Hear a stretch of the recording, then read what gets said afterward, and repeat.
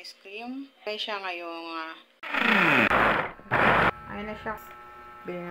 Unahin mo condensed milk. Itong condensed milk na to galing to sa ref.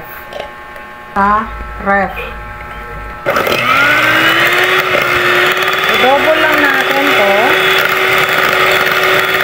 I-double lang natin yung cream. Yung double yung ating heavy cream. Pag yung heavy natin, milk natin na malaki, para sa ating sinasagawang ice cream langka. So guys, kailangan po natin ipa-double yung ating heavy cream. Mix lang natin ng mabuti para mag-combine yung condensed at saka yung heavy cream or jackfruits. I-add na natin ito yung busin na natin yan dahil yan ang flavor niya, langka or fruits. Then mix lang natin para mahalo lahat ng jackfruits na inilagay natin. Or natin dumoble na yung ating heavy at saka condensed milk. Pag nailagay na natin yung langka or jackfruits, yung texture niya kailangan ganito. So dapat ganyan yung texture niya, guys. Then natin masyadong punuin ganyan para hindi siya overflow. Pwede natin ibenta. Okay.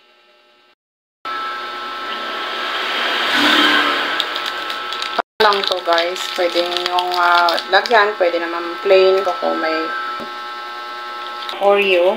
Make sure ito natin, guys. Atin 6 hours to 12 hours.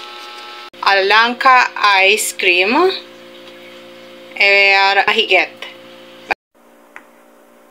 Wow. Ito ang maganda sa mainit na panahon, guys.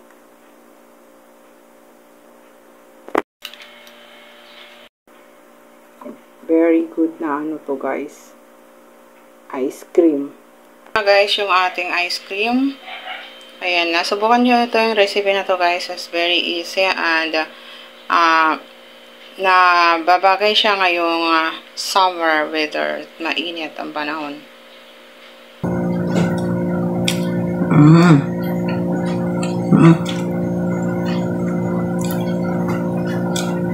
Tapos may Oreo sa toppings niya.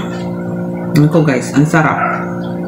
Gustong gusto ko talaga gumawa na lang ng sarili kong ice cream kaysa yung bumili ka sa labas, mapapamahal tayo tapos sobrang tamis.